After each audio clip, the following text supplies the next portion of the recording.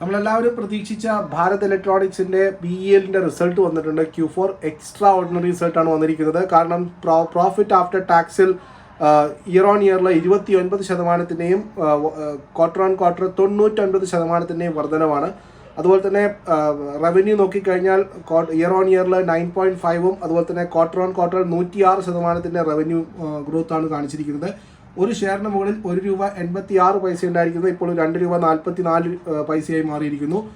Order book വളരെ strong ആണ്. 75,000 കോടി രൂപയുടെ ഓർഡർ ബുക്കാണ് ടോട്ടലായിട്ട് കമ്പനി റിപ്പോർട്ട് ചെയ്തിരിക്കുന്നത്. സോ ഓൾ ടുഗെദർ പ്രോഫിറ്റ് 1365 ഉണ്ടായിരിക്കുന്നത് 1783 ആയിരിക്കുന്നു.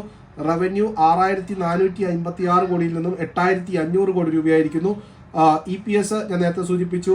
സ്ട്രോങ് ഫ്രീ ക്യാഷ് ഫ്ലോ 2140 നിന്നും 6060 OCF കൂടിയിരിക്കുന്നു. സോ ഓൾ ടുഗെദർ ബമ്പർ റിസൾട്ടാണ്.